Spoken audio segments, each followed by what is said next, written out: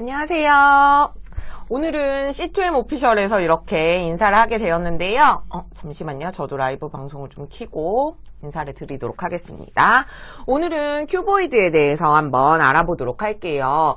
지난주는 엄청 추웠는데 또 이번 주 수능인데도 별로 또 추위가 별로 없어서 또 좀 추위 없는 수능을 한번 맞이하게 되는 것 같습니다. 제가 화면이 안 나오네요. 우선은 오늘은 큐보이드에 대해서 알아볼 건데요. 큐보이드라는 건 입체를 펼치고 접는 공간의 전개도 퍼즐이라고 이렇게 나와 있습니다. 이렇게 앞에 부분에 나와 있고요. 가장 C2M 초등수학 교구 상자로는 마지막으로 지금 만들어진 7번째로 만들어진 큐보이드 퍼즐이고요. 오늘은 큐보이드 구성 요소라든지 아니면 워크북, 제가 이렇게 보여드리는 워크북이라든지 아니면 교과에 관련된 문제, 사고력 관련된 문제 등등을 살펴보도록 하겠습니다.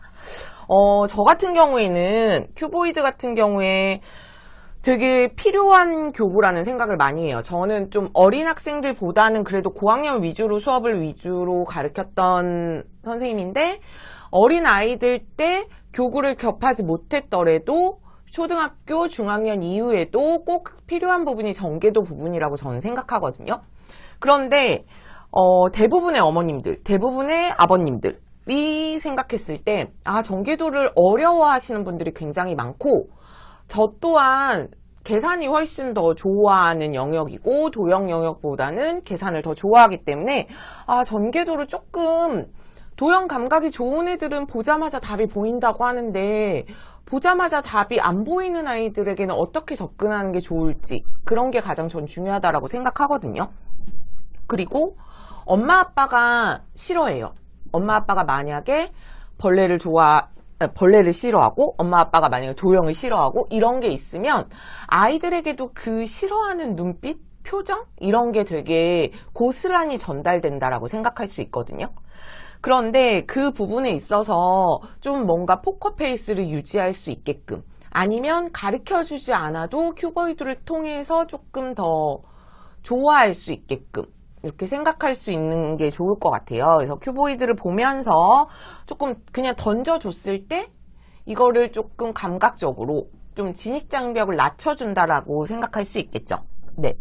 그래서 지금 되게 생각보다 많은 분들이 들어와 계셔가지고 혹시 뭐 궁금하신 점이나 이런 것도 올려주시면 제가 댓글 한번 확인하면서 얘기해 드리도록 하겠습니다. 그래서 가장 어려워하는 건 5학년 때 나오는 전개도인데 이렇게 입체적으로 제가 큐보이드 부분을 잠깐 보여드리면 입체적으로 이렇게 생각할 수 있는 것을 우리는 교구는 어린아이들만 사용한다라고 해서 고학년들은 교구하면 안 되나? 라는 생각으로 만약 이렇게 입체 있는 것을 문제집으로만 우리는 보게 되기 때문에 3차원적인 부분을 평면으로만 느끼기 때문에 이게 더 어렵다라고 느낄 수 있는 부분이고요. 그래서 이 부분을 어렵지 않게 느낄 수 있게끔 첫인상이 저는 되게 중요하다라고 생각해요. 그래서 문제집을 풀 때 두려움을 좀 덜해줄 수 있는 것이 아무래도 큐보이드이지 않을까라는 생각이 듭니다. 그래서 공간 감각을 의도적으로 키울 수 있게끔 도와주는 이렇게 좀 그냥 던져주고 굳이 처음부터 뭔가 문제로 꼭 풀어야 되는 게 아니라고 그냥 이것저것 만들어 볼 수 있게끔의 가장 먼저 접근을 해주시는 게 가장 중요하고요. 그 다음에 이제 살펴봐야 될 것은 이런 것들이 있구나 라고 생각해 주시면 좋을 것 같아요. 지금도 열심히 들어오고 계셔가지고 앞부분 같은 경우에는 그냥 큐보이드에 관련된 내용을 이야기했고요. 우선 구성 요소에 대해서 한번 알아보도록 하겠습니다. 기본적으로 되어 있는 건 이렇게 비어있는 면이 있고요. 면 같은 경우에는 보드마카 이런 걸로 충분히 또 그림도 그릴 수 있고 기억, 니은, 디귿, 리을 제가 이렇게 적어볼게요. 이런 식으로 적을 수도 있는 빈 면이 있고요. 그 다음에 두 번째로 구성되어 있는 건 주사위면, 이렇게 색깔이 조금 다른 주사위면이 구성되어 있습니다. 1, 2, 3, 4, 5, 6으로 되어 있고 그 다음에 모서리면, 저희가 만나는 모서리라든지 만나는 점에 관련된 문제들이 굉장히 많죠. 그래서 모서리면 이렇게 구성되어 있고요. 그 다음에 꼭지점, 세 개가 한꺼번에 모인다든지 그런 식으로 볼 수 있는, 잠시만요. 꼭지점. 이렇게 봤을 때 제가 좀 만들어 볼게요.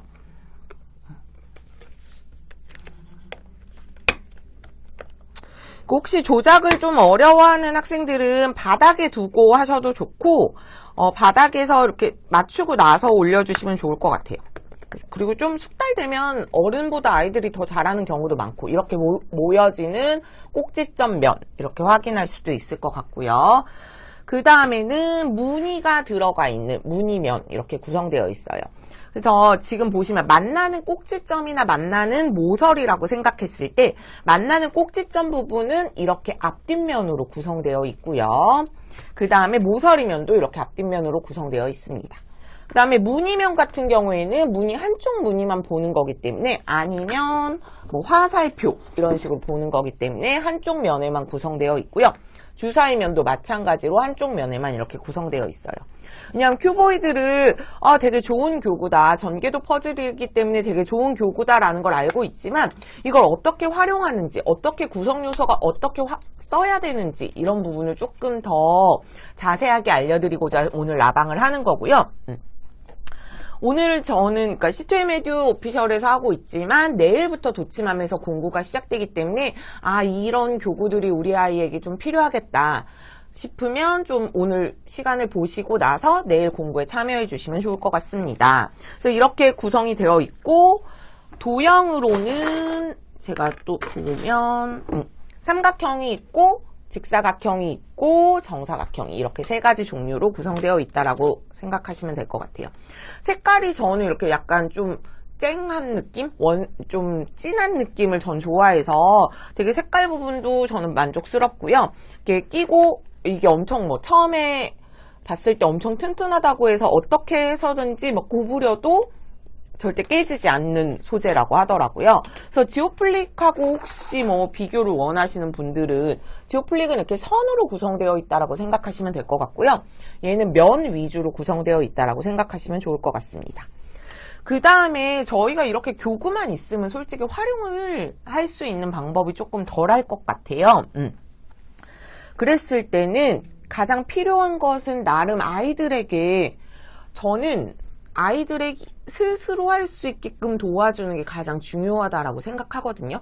근데 그랬을 때 엄마의 노력이나 선생님의 노력이 너무 많이 들어가게 되면 그게 유지하는 게 쉽지가 않아요.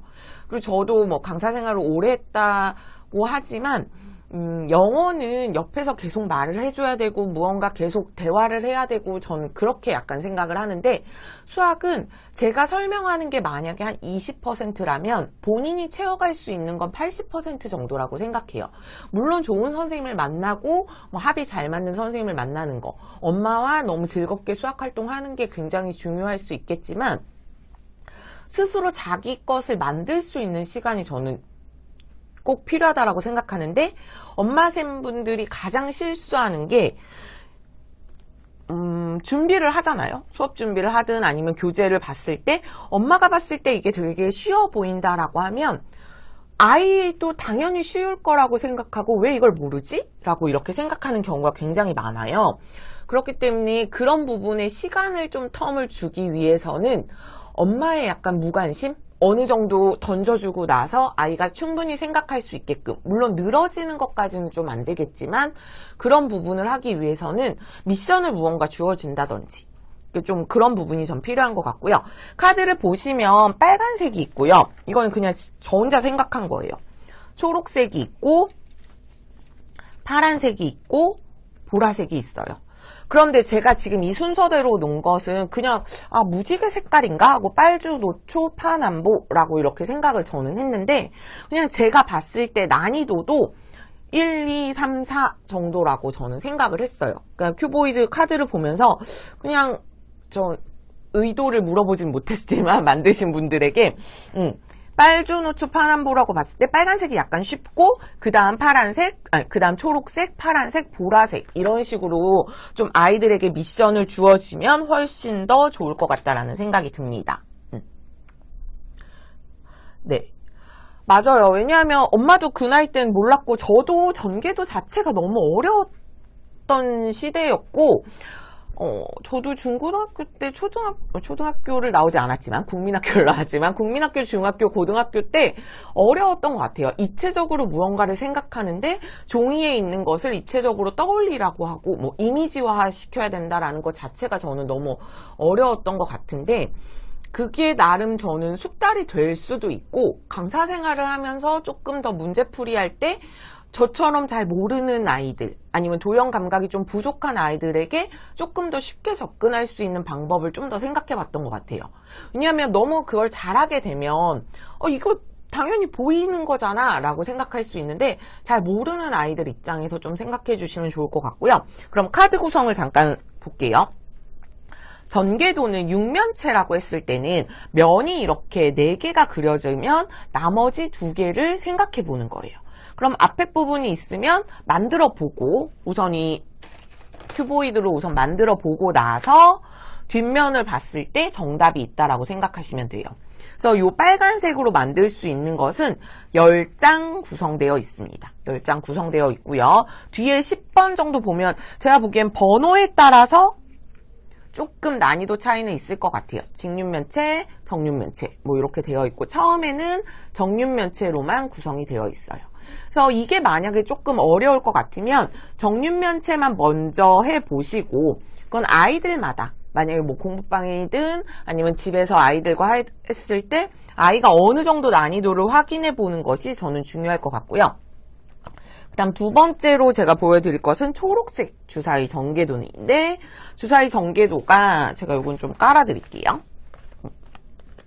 번호가 이렇게 구성되어 있어요. 그리고 굉장히 5개, 이렇게 3개씩 깔아야겠네요.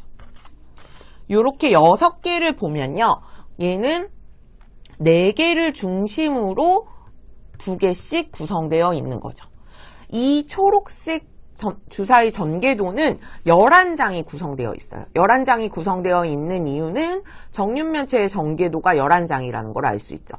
저는 정륜면체 전개도 11개를 조금 잘 외워야 된다라고 생각하는데 그래서 제가 보통은 이렇게 뭐 만들어 놓기도 하고 해보기도 하거든요. 그럼 이렇게 생긴 게 이 모양이구나 이렇게 점을 찍을 수 있을 것 같고 어떤 식으로 또 구성되어 있는 게 이 모양이구나 라고 이렇게 찾아보는 활동을 할 수도 있고요. 정륜면체 11개를 아이들이 잘 모른다고 하면 그것을 조금 해볼 수 있도록 해주시면 시간을 좀 주시면 훨씬 더 좋을 것 같아요. 그래서 요 지금 초록색 11장은 정륜면체 전개도 11장으로 구성되어 있다라고 생각하시면 될 것 같고요. 그 다음에 아이들이 이렇게 2가지는 그래도 어느 정도 교구에서도 많이 접해본 내용이라고 저는 볼 수 있는 것 같은데 파란색 같은 경우에 지금 만나는 선분이나 점이라고 구성되어 있는데 만나는 선분이나 점 같은 경우에는 교구로 만나기에는 조금 어려웠던 것 같아요. 제가 여태까지 수학 교구를 보고 무언가 아이들에게 문제집을 수업을 하고 그랬을 때 조금 어려웠던 것 같고요. 그런데 이렇게 미션 카드로 구성되어 있으니까 이렇게 3장이 되어 있고 이쪽 3장이 되어 있을 때 이 점이 어디에 놓여 있어야지 이 모서리와 만나는지를 생각해 보는 거죠. 그럼 이 모서리는 이쪽 모서리와 만난다라고 생각할 수 있기 때문에 이걸로 직접 뒤에 보면 똑같이 이렇게 나와 있는 거죠. 그래서 제가 보기에는 1번은 조금 쉬울 수 있고 점점 자신감을 가질 수 있도록 쉬운 것부터 해주시면 좋을 것 같고요. 하다가 아이가 너무 어려워서 이거를 방치시켜 놓을 수도 있잖아요. 그러면 그것을 좀 기억해 놨다가 조금 시간이 지난 다음에 다시 해볼 수 있게끔 해주시면 좋을 것 같고요. 그 다음 보라색 카드 구성되어 있는데 보라색 카드는 삼각형과 사각형 이렇게 구성되어 있고요. 화살표 문제는 솔직히 교과보다는 사고력 문제에 굉장히 많이 나온다라고 생각하시면 될 것 같아요. 이건 순서대로 안 되어 있네요. 그래서 1번 같은 경우에 조금 쉽게 구성되어 있고요. 모양이 어느 방향에서나 봐도 똑같은 거. 근데 화살표 같은 경우에는 화살표 끝인지 화살표 뒤인지 이게 좀 되게 중요하게 되겠죠. 그럼 이런 부분까지 이렇게 나와 있다라고 보시면 될 것 같아요. 이렇게 겨냥도와 전개도를 보고 뒤에 답을 선택하시면 되는 부분이에요. 그래서 보라색 같은 경우에는 제가 보기엔 5, 6학년 아이들에게도 충분히 적용할 수 있는 부분이라고 생각하고요. 그래서 이렇게 구성되어 있는데, 아, 그래도 10장, 11장, 16장, 11장 뭐 이렇게 구성되어 있는데 꽤 되게 많다라고 느끼실 수 있어요. 그런데 또 이제 워크북을 통해서 워크북에 카드북이 있어요. 아, 워크북 A, 워크북 B, 카드북 이렇게 적혀져 있는데 이 한 권에 다 이렇게 세 가지가 들어가 있다라고 생각하시면 될 것 같고요. 워크북 A, B 먼저 설명하기 전에 카드북부터 설명을 좀 해보도록 하겠습니다. 카드북은요, 저는 뭔가 정리하는 것도 좋아하고 이렇게 기록하는 걸 좀 좋아하는 편이라서 봤을 때 그러고 나서 저는 빨간색, 초록색, 파란색, 보라색이 난이도 순서일 것 같다라는 생각을 하고 카드북을 봤는데 카드북은 역시 그렇게 구성이 되어 있더라고요. 그리고 카드북에서 제가 좋다라고 생각한 점은 빨간색을 봤을 때 11번부터 시작을 해요. 11번부터 시작을 하고 이 원래 지금 교구에는 10번까지 구성되어 있어요. 그러니까 번호가 겹치는 일은 없기 때문에 아, 이게 워크북에 있는 번호와 뭐 교구에 있는 번호가 겹쳐지지 않는다라는 걸 확인해 주시면 좋을 것 같고요. 그런 다음에 얘는 각각 다 12장씩 추가적으로 들어가 있어요. 그래서 빨간색 전개도 만들기는 22장으로 구성되어 있고 그 다음에 초록색 주사위 전개도 그 다음에 파란색 다 12장씩 추가적으로 구성되어 있기 때문에 우선적으로 카드북을 먼저 뜯어보지 마시고 교구에 있는 거를 충분히 활용한 다음에 카드북을 활용해 주시는 게 좋을 것 같아요. 그렇게 한번 확인해 보시고 제가 아까 말씀드렸다시피 아, 순서는 이렇게 되는 순서 난이도이구나 라고 생각을 했거든요. 그러면 워크북도 그런가 하고 저는 또 생각을 해봤는데 워크북은 A하고 B로 구성되어 있어요. 워크북 A와 잠시만요. 워크북 B 이렇게 구성되어 있어요. 그러면 워크북 A에 있는 내용은 조금 더 쉬운 내용이겠죠. 그러니까 초등학교 5, 6학년보다는 초등학교 저학년이라든지 아니면 무언가 지금 선분을 배우는 뭐 3학년 정도 아이들에게는 도움이 되는 내용이라고 생각해요.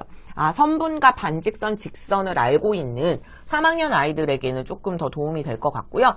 그보다 뭐 먼저 일찍 하는 것도 상관없을 것 같아요. 왜냐면 저는 대부분 제가 질문 많이 받는 것 중에 하나가 선행해야 돼요? 라는 질문을 되게 많이 받는데 선행이라는 건 그 학년의 아이들이 꼭 해야 되는 거긴 하지만 그보다 더 쉽게 접근할 수 있다라고 하면 조금 일찍 시작하는 것도 저는 나쁘지 않다라고 생각하거든요. 그래서 그 내용을 뭐 설명해 주시면 좋을 것 같고요. 선분은 선이고요. 직사각형은 평면에 있는 부분이고 직육면체는 입체적인 부분이죠. 이 세 가지를 한꺼번에 접근할 수 있다라는 거고 입체도형 같은 경우에는 교과로 봤을 때는 5학년부터 등장하기 때문에 아, 이 육면체라는 내용을 혹시 모르더라도 직사각형이 6개 있는 체라는 건 우리 몸을 뜻하는 거거든요. 몸이 이렇게 3차원적이잖아요. 그런 식으로 아이들에게 좀 접근해 주시면 훨씬 더 좋을 것 같습니다. 워크북을 좀 찬찬히 보여드리고 직육면체 만들기, 뿔 모양 만들기 뭐 이런 게 있어요. 사용하지 않는 면. 약간 이거는 크기를 보는 거겠죠? 어떤 걸 사용하지 않았는지.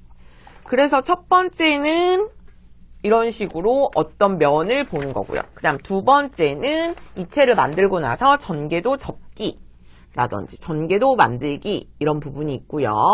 그 다음에는 제가 좀 천천히 넘겨볼게요. 그 다음에 전개도 무늬예요.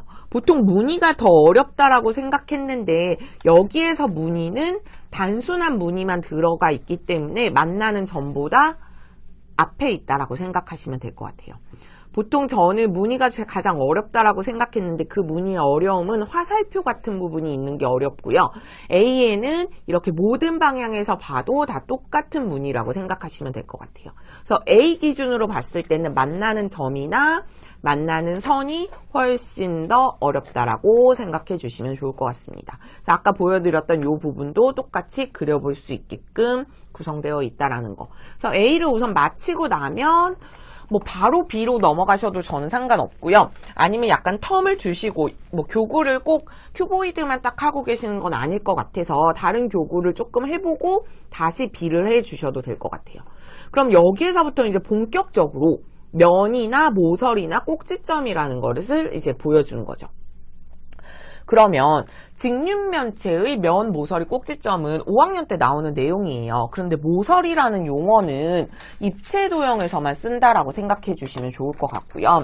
제가 여기에서 뭐 그냥 단순하게 생각했을 때 뭐 하나를 그냥 이거는 엄마쌤 분들도 알고 계시면 좋을 것 같다. 이거 그냥 보이는 대로 면과 모서리와 꼭지점을 외우게끔 시키는 분들도 많지만 면이 만약에 이걸로 말고 제가 이걸로 그릴게요. 면이 만약 6개가 있어요. 6개 그려볼게요. 저는 직륜면체나 정륜면체의 모서리나 면의 개수를 알아봤을 때 어떻게 구하는 게 좋은지. 근데 면은 어차피 6개니까 면이 6개인 건 당연히 알 것 같고요. 그 다음에 모서리 횟수는 어떻게 구하는 게 좋을까 생각해 봤을 때는 모서리가 지금 얘는 하나, 둘, 셋, 4개가 6개 있는 거죠. 그럼 원래는 24개의 모서리가 있는데 우리는 이 입체 도형을 만들기 위해서는 모서리하고 모서리가 하나가 만들어져야 되는 거죠. 2개가 만나서 하나로 줄어든다라고 생각해 주시면 될 것 같아요. 그래서 이 24를 반으로 나누는 게 12개가 직륜면체나 정륜면체의 모서리의 수라고 생각하면 될 것 같아요. 근데 만약에 24 나누기 2를 못해요. 저희 아이들은 아직 이걸 못해요 라고 하는 아이들은 우선 20은 10을 나눌 수 있을 것 같고요. 4는 2개씩 나눌 수 있습니다. 구구단을 알고 있는 아이라고 생각했을 때. 그렇기 때문에 모서리의 수는 원래 펼쳐져 있는 면을 2개를 만나게 함으로써 반으로 줄이게끔 해주는 거야 라는 걸 이제 인식할 수 있게끔 해주시면 좋고요. 그 다음에 면 같은 경우에는, 꼭지점 같은 경우에는 제가 이거 보여드릴게요. 이쪽으로 붙이면. 꼭지점 같은 경우에는 꼭지점도 얘는 똑같이 하나, 둘, 셋, 넷, 다섯, 여섯, 일곱, 여덟, 아홉, 열, 열하나, 열두 이렇게 해서 똑같이 꼭지점도 24개죠. 그런데 우리는 요 꼭지점 3개가 하나로 줄어드는 거죠. 그러면 3개가 하나로 줄어드니까 24 나누기 3은 8이라는 사실을 알 수 있는 거죠. 그래서 눈으로 보이니까 면의 수가 6개야. 눈으로 보이니까 모서리의 수가 12개야. 눈으로 보이니까 꼭지점의 수가 8개야 라는 것보다는 뭔가 펼쳐져 있는 그림 중에서 얘네들이 만나니까 줄어드는 거야. 반으로 줄어드는 거고 얘는 3개가 하나로 줄어드는 거니까 우리가 나누기 3을 해주는 거야 라고 아이들에게 조금 저는 명확하게 설명해 주는 게 필요하다라고 생각해요. 그래서 직륜면체나 뭐 정륜면체 눈으로 봤을 때 뭐 보이는 점, 보이지 않는 점, 보이는 모서리, 보이지 않는 모서리 뭐 이렇게 다 설명했을 때 이게 먼저 원론적으로 알고 나서 우리가 눈으로 봤을 때 보이는 점이 하나, 둘, 셋, 넷, 다섯, 여섯, 7개고 보이지 않는 점이 요거 한 점이야. 그래서 총 8개의 꼭지점을 가지고 있어 라고 설명해 줄 수 있어야 된다라고 생각하고요. 그리고 나서 뭐 직륜면체의 전개도라든지 그러면 면이 어떻게 겹치는 면이 없는지 그런 것들을 좀 확인해 주면 좋을 것 같고요. A에 비해서 아무래도 B는 조금 난이도가 올라가 있다라는 거 생각해 주시면 좋을 것 같아요. 이렇게 보시고 주사위 전개도도 마찬가지로 대부분 가장 많이 지금 등장하는 부분이 제가 아까도 말씀드렸다시피 거의 번호가 1, 2, 3, 4 쪽으로 되어 있진 않더라도 거의 흡사하게 구성되어 있을 거라고 저는 생각해요. 4개짜리로 구성되어 있는 거 하나, 둘, 셋, 넷, 다섯, 6개죠. 그런데 위아래 하나씩 되어 있는 거예요. 뒤집었을 때 똑같은 거 제외하고는 위에 1번, 저는 보통 얘기해요. 1번, 2번, 1번, 3번, 1번, 4번 이렇게 구성되어 있다고 생각하면 돼요. 1번, 2번. 아이들에게 설명 우선 할 때도 이렇게 구성되어 있고 그 다음에 2번, 3번 하면 다 채워진다라고 생각할 수 있겠죠. 그 다음에는 3개짜리가 이렇게 구성되어 있는데 2개 하나로 구성되어 있겠죠. 위에 2개, 밑에 하나로 구성되어 있어요. 위에 2개는 당연히 여기 붙여줘야 되는 부분이고요. 그 다음에 밑에는 여기 1번, 여기 2번, 여기 3번 이렇게 생각해서 3가지로 되어 있다라고 생각해 주시면 될 것 같아요. 그 다음은 요 2가지는 약간 특수한 경우죠. 2개짜리와 3개짜리는 요거 2개만 딱 외워주시면 될 것 같고요. 나머지는 경우의 수를 맞춰서 이렇게 해주시면 훨씬 더 좋을 것 같습니다. 그래서 정육면체 전개도 11가지 꼭 외울 수 있게끔 해주시면 좋을 것 같고요. 마주보는 면, 이건 평행에 관련된 내용이에요. 그래서 4학년 때 아마 평행에 대해서 배웠겠지만 이제 5학년 때 입체적으로 평행에 대해서 배우는 부분이라고 생각해 주시면 되겠습니다. 그래서 마주보는 면이 눈의 합이 7인 경우, 그러면 주사위의 눈의 합은 7이구나 라는 거. 그 다음에 이제 3번째가 만나는 점이에요. 만나는 점 부분 나와 있고, 그 다음에 만나는 점, 그 다음에 제가 말씀드렸다시피 이제 전개도의 무늬인데, 아까 A에서 해봤을 때 무늬는 방향도 상관없고 무조건 가운데 있는 거였죠.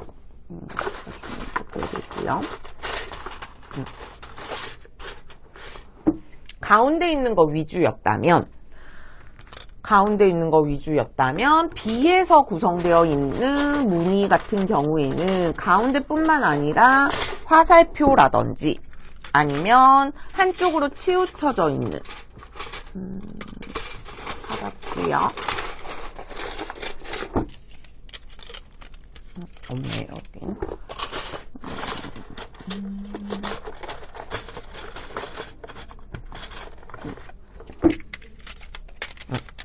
이런 식으로 한쪽으로 치우쳐져 있는 무늬면 같은 게 되어 있어요. 그러면 이게 아래에 있을 때 이렇게 돌아갔을 때는 이쪽으로 돌아가고 이렇게 돌아간다라는 게 확인할 수 있겠죠. 그렇기 때문에 무늬의 종류에 따라, 무늬의 위치에 따라, 무늬의 방향에 따라 조금씩 달라지는 게 훨씬 더 어렵다라고 느끼시면 될 것 같아요. 근데 무늬 정육면체 같은 경우에는 교과보다는 제가 아까도 말씀드렸다시피 사고력 문제에 훨씬 더 많이 나오고 경시대회 같은 부분에 훨씬 더 많이 나오기 때문에 그런 부분을 생각해 주시면 좋을 것 같아요. 그래서 무늬 직육면체까지 이렇게 구성되어 있고요. 그래서 화살표가 여기 위에 만나는 모서리와 면 이렇게 약간 섞여져 있다라고 생각해 주시면 되겠네요. 그래서 여기는 이제 마무리는 정사면체 정도까지 이렇게 구성되어 있어요. 그래서 이렇게 워크북까지 확인을 해봤고요. 워크북은 3권 들어있다는데 왜 1권 들어있어요? 라고 생각해 하시는 분들 되게 많은데 AB 카드북 이렇게 되어 있고 1권으로 이렇게 구성되어 있다라고 생각하시면 될 것 같아요. 각각 꽂아볼게요. 그리고 나서 이제 교과서랑 이런 부분 한번 확인해 보도록 하겠습니다. B하고 카드북까지 이렇게 해서 교구와 이렇게 워크북까지 한 세트로 되어 있고 카드북은 이제 충분히 카드로 아이들이 많이 놀았을 경우에 그 뒤에 활용해 주시면 좋을 것 같습니다. 큐보이드가 뭐 그래도 만든 지 한 1년도 넘은 것 같긴 한데 그래도 아직까지도 좋은 건 알지만 어떻게 활용해야 되는지 그런 부분을 혹시 모르시는 분들이나 아니면 궁금하긴 한데 어떻게 활용해야 될지 모르겠다라고 했을 때 중학생 아이들도 이 만나는 면, 만나는 모서리 같은 부분이 많이 나오거든요. 그럼 이렇게 보드마카로 적으셔가지고 문제를 한번 만들어보고 보여주고 시연해주고 나서 문제를 풀게끔 시켜주시는 것도 훨씬 더 저는 도움이 되는 것 같아요. 교구는 애들만 쓰는 거지 라고 했을 때 애들이 훨씬 더 빠르게 잘 푸는 아이들도 많거든요. 그리고 설명서도 마찬가지로 이렇게 구성되어 있다라는 거. 구성 요소 뭐 피스라든지 아니면 면 꼽는 거 그리고 뭐 활동 같은 거 1, 2 뒤로 보면 3, 4, 5 있습니다. 정육면체 전개도 진짜 중요하니까 각각이고 대부분의 순서도 거의 다 이런 식으로 되어 있다라고 생각하시면 될 것 같아요. 여기는 3, 여기 이렇게 되어 있죠. 그래서 제가 봤을 땐 4개짜리, 3개짜리, 2개짜리로 구성되어 있으면 될 것 같습니다. 그래서 이렇게 설명서까지 되어 있고요. 그러면 우선 교구에 대해서 우선 살펴봤고, 저희는 이제는 교과 관련된 문제라든지, 이 정육면체 전개도가 왜 이렇게 필요한지, 어떤 부분에서 필요한지, 사고력 수학에서만 필요하면 굳이, 우리 아이가 힘들어하는데 굳이 이걸 시켜야 되나? 라고 생각하시는 분들도 계실 것 같은데, 어렸을 때 사고력을 막 시켰어요. 그런데 우리 아이가 도형이나 입체 감각이 너무 어려워해요. 그래서, 그래, 그럼 이제 사고력을 하지 말아야겠다라고 안 했어요.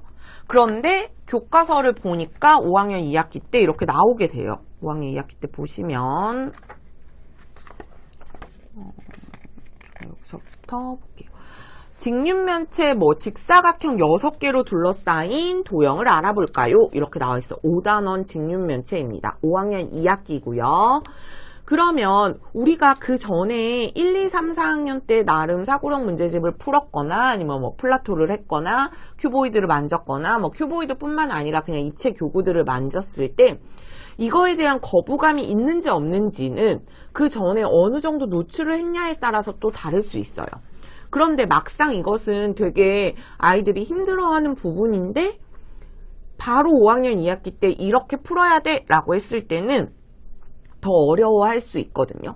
그리고 색깔을 좀 다르게 해서 직육면체, 모서리, 면, 꼭지점 이렇게 한다라든지 이렇게 생각해 주시면 좋을 것 같고요. 정육면체 6개도 마찬가지로 주사위 부분이 거의 일반적이고 쌓기나무나 이런 부분도 충분히 나와 있고요. 그럼 직육면체의 성질, 그럼 밑면과 옆면에 대해서 알아보고 꼭지점 면처럼 이렇게 보여져 있는 부분도 있고요. 그 다음에 큐보이드에서는 겨냥도 그리는 부분은 없긴 하지만 겨냥도를 먼저 잘 그려야지만 전개도도 잘 할 수 있다라는 거 생각해 주시면 좋을 것 같고요. 정육면체 전개도는 아까 말씀드렸다시피 그런 문제죠. 카드에서 어느 부분 한 부분을 뺐을 때 하나가 더 더해지는 부분이라고 생각하시면 될 것 같고요. 평행한 부분, 접었을 때 만나는 점을 모두 쓰세요. 이런 부분이 다 교과서에 나와 있다라고 생각하시면 될 것 같아요. 직육면체도. 근데 갑자기 수학이 어려워지는 것 같아요 라고 한 게 예전에는 한 4학년 정도였어요. 그러면 맨 처음에는 제가 봤을 때 맨 처음에는 원래는 약수와 배수 배울 때 5학년 때 제일 어려웠어요 라고 맨 처음에 하다가 선행이 엄청 붐이 일면서 큰 수부터 아이들이 어려워하기 시작했어요. 그런데 또 붐이 불면서 분수부터 아이들이 어려워하니까 보통 3학년 2학기부터 아이들이 또 어려워하더라고요.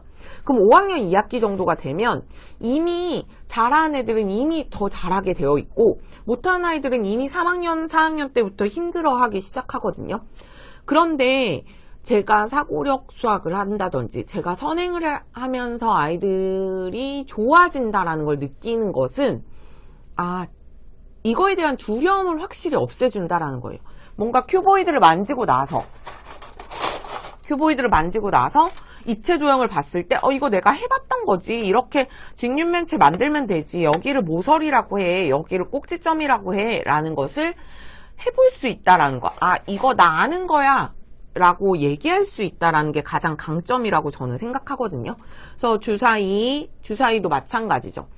왜냐하면 어렸을 때부터 보드게임이나 이런 거 한 아이들은 주사위에 대한 두려움이 약간 없어요. 그러니까 물론 답을 잘 맞추고 답을 잘못 맞추고의 문제가 아니라 이거에 대한 나 이거 할 수 있어 라는 거부감을 갖고 안 갖고가 저는 좀 차이가 있다라고 생각하거든요. 그래서 교과서에 이렇게 다 나와 있기 때문에 이런 부분을 조금 더 일찍 노출을 시켜서 이거에 대한 거부감을 좀 없애주는 것이 가장 전 중요하다라고 생각해요.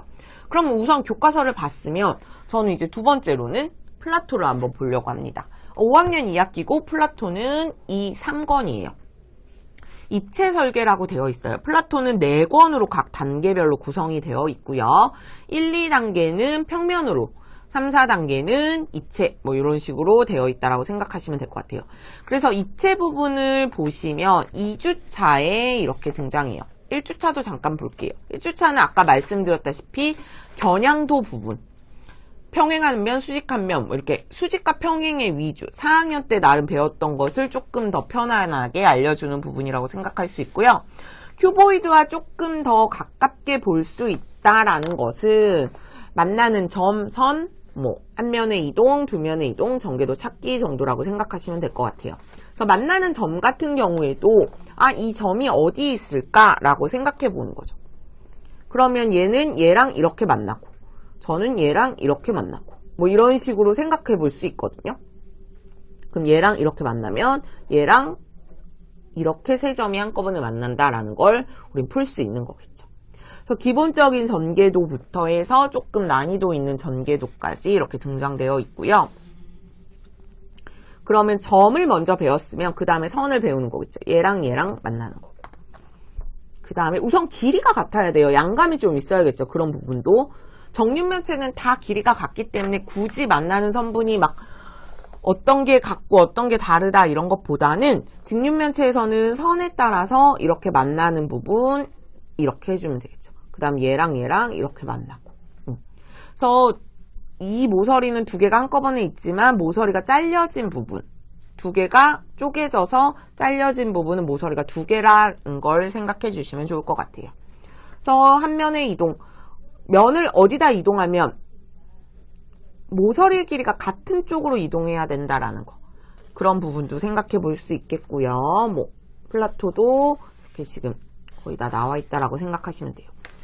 그러면 만나는 점이 나오고 나서 전개도 그리는 부분이 있고요. 여기는 정육면체뿐만 아니라 직육면체 부분도 있다라고 생각하시면 될 것 같아요. 그 다음에 아이들이 어려워하는 게 이런 부분이에요. 꼭지점을 어떻게 써야 될지. 여기가 기억이면 여기도 기억이라는 거. 여기가 니은이면 여기도 니은이라는 거. 그러면 여기 지나갔을 때 어떻게 그려야 되는지 이렇게 생각해 주시면 좋을 것 같습니다. 궁금하신 점이나 이런 거 있으시면 댓글 남겨주셔도 되고 아니면 이거 보시면서 한번 보고 나중에 후기나 이런데 카페에 궁금하신 점 남겨주셔도 됩니다. 그래서 이렇게 전개도 접기라든지 이런 부분은 조금 난이도가 있죠. 하지만 막 교과에는 엄청나게 많이 나오는 건 아니지만 요게 토대로 됐을 때 사고력 수학도 나름 잘 풀 수 있고 그 다음에 중등에 갔을 때도 충분히 이런 부분은 많이 나오는 부분이에요. 근데 이게 되게 초등학교 때 한번 나오고 중학교 때 한번 나오는 경우가 도형 부분은 조금 많기는 해요. 초등학교 4, 5, 6학년 도형 부분이 거의 대부분 중1, 2학기에 구성되어 있다라고 생각하시면 좋을 것 같아요. 지금 책은 2, 3입니다. 플라토 2, 3이고요. 3, 5가 입체 설계 부분이기 때문에 입체적으로 조금 보여주기 위해서는 플라토 2, 3 이렇게 보시면 좋을 것 같습니다. 그럼 이렇게 해서 저는 플라토까지 봤어요. 그러면 그 다음에 저는 제가 전에도 말씀드렸다시피 마법의 집중해결 수학이라고 했을 때 얘는 저학년, 중학년, 고학년으로 이렇게 좀 나뉘어져 있고요. 그 다음에 아이들이 힘들어하는 파트만 구성되어 있어요. 그렇기 때문에 이 교재를 한꺼번에 막 며칠 내에 다 끝내겠다라는 마음보다는 하루에 한 장씩 우리 아이가 이 입체 도형에 대해 싫어하지 않게끔 도와줄 수 있는 책이라고 생각해 주시면 좋을 것 같습니다. 그래서 마법의 집중해결 수학이고요. 고학년부터 보면 제가 아까 말씀드렸다시피 똑같이 왜냐하면 모든 책에 다 이렇게 등장해요. 정육면체 전개도 하면 정사각형이 4개 있는 거 그럼 제가 아까 말했죠? 1, 1, 1, 2, 1, 3, 1, 4, 2, 2, 2, 3 이렇게 되어 있다라는 거. 그 다음에 3개인 거 2개인 거 이렇게 구성되어 있다라고 생각해 주시면 좋을 것 같고요. 그 다음에 주사위 관련된 거, 또 선 관련된 거. 지금 나와 있는 부분은 거의 문제집별로 비슷하다라고 생각하시면 좋을 것 같아요. 근데 여기는 이제 무늬까지 등장이 되어 있어요. 무늬 같은 경우에는 하트 같은 경우에는 동그라미나 세모 같은 경우에는 하트는 이 부분이 어디로 갔는지 그런 걸 생각해 주시면 좋을 것 같고요. 특히 알파벳 같은 부분도 마찬가지로 보시면 좋을 것 같습니다. 그래서 그다음에 주사위, 눈의 합 같은 부분도 굉장히 많이 나오죠. 주사위는 저는 직접 맨 처음에는 한 2학년, 3학년 아이들이 주사위를 처음 한 번 굴리고 2번 굴리고 3번 굴리고 이런 부분에 했을 때는 굴려보면서 눈의 합을 구하도록 해주시고요. 그럼 주사위, 눈의 합 이렇게 구성되어 있죠. 이렇게 되어 있겠죠? 합도 마찬가지입니다. 근데 이 문제도 지금 봤을 때는 되게 쉬워 보이지만 나름 난이도가 있다라고 생각해 주시면 좋을 것 같아요. 고학년 아이들에게 접근해 주시면 좋을 부분이고요. 이 주사위 눈의 합 같은 경우에는 굉장히 또 많이 사고력 부분에도 많이 나와 있는 부분이기도 해서 집중 해결 수학을 한번 보시고 나서 이제 사고력 문제를 보셔도 좋을 것 같아요. 그러면 이제 제가 많이 좋아하는 책을 보면 필지수학 초급상 이렇게 있습니다. 초급상에도 마찬가지로 주사위, 눈의 합이 이렇게 되어 있고요. 이거 선생님들이 그냥 보시던 책이어가지고 조금 지저분할 수 있지만 그래서 똑같이 아까 바닥면에 나와 있는 문제들 주사위 문제들이 거의 유사하다라고 보시면 되겠죠.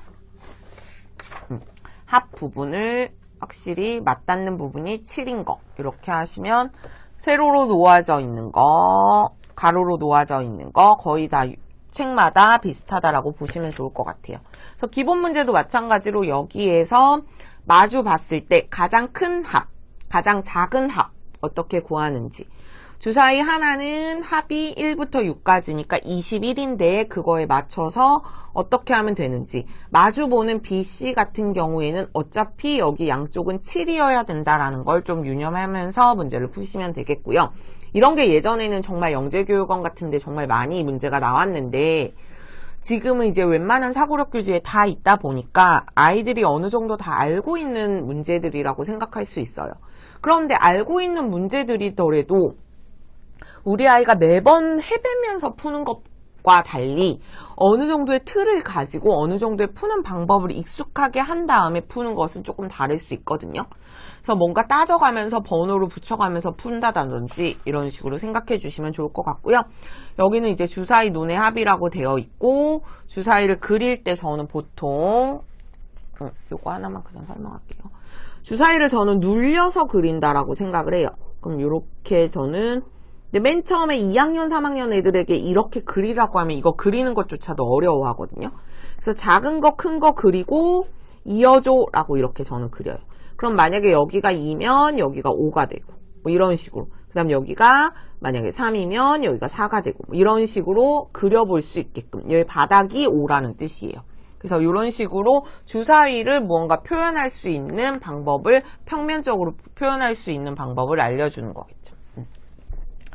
이렇게 그림 여기도 있어서 제가 설명을 했고요. 이렇게 보여주시고 심화 문제까지도 돌려가면서 푼다라는 거.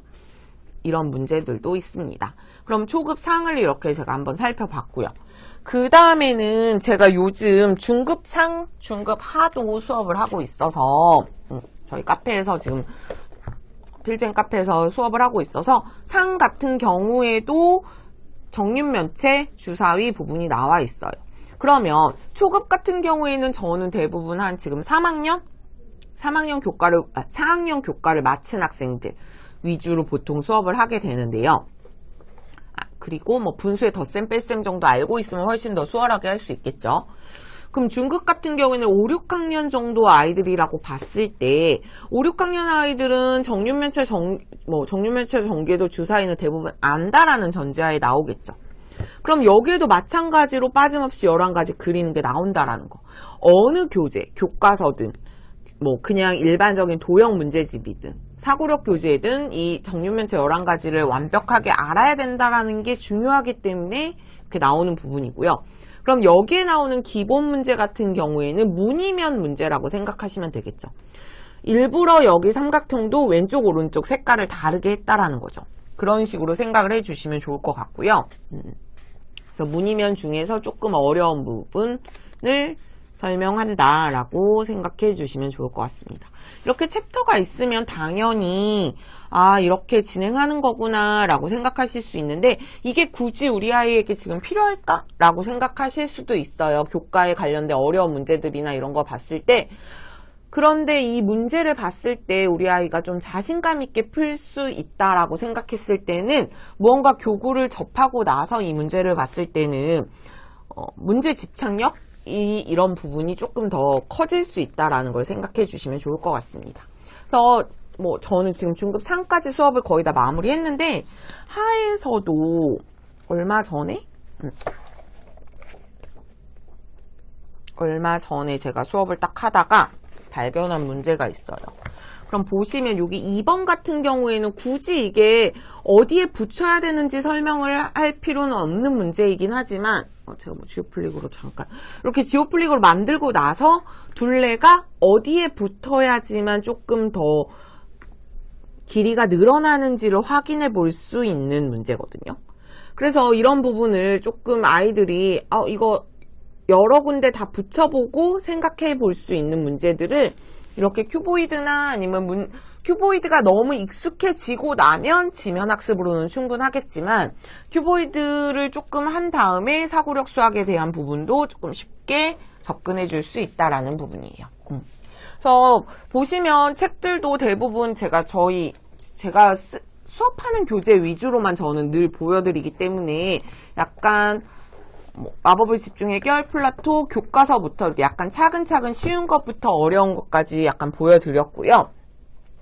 큐보이드 같은 경우에도 이렇게 보여드리면 꼭 굳이 문이면 빗면을 나에게 좀 맞게끔 바꿔보자 라고 하면 이렇게 그림 그려보셔도 되고 이렇게 되어 있는데 이걸 어떻게 하면 좋을지 아니면 돌리기 부분도 아이들이 어려워한다면 돌려보면서 이게 이쪽으로 갔을 땐 어떻게 돌려지는지 이런 정도도 생각해 주시면 좋을 것 같아요. 네. 그래서 오늘은 지금 시간이 46분 정도 되었는데 그래서 질문 혹시 있으시면 답글 달아주시고 질문 없으시면 이런 거 보시면서 큐보이드 공부는 내일부터 진행되는 걸로 알고 있고요. 그 다음 날은 19일은 수학 독해 공부가 되어 있습니다. 그러면 제가 또 다음 주 월요일날 라방을 할 예정인데요. 그때는 도치맘에서 아마 개정해서 하게 될 것 같고요. 다음 주 월요일 날은 문장제 문제에 관련된 수학 독해 관련된 내용을 조금 가지고 여러분들과 만나볼 거고요. 다음 주 월요일도 오전 11시에 뵙는 걸로 하겠습니다. 그러면 여태까지 들어주신 분들 감사하고요. 다음 주 월요일에 뵙겠습니다.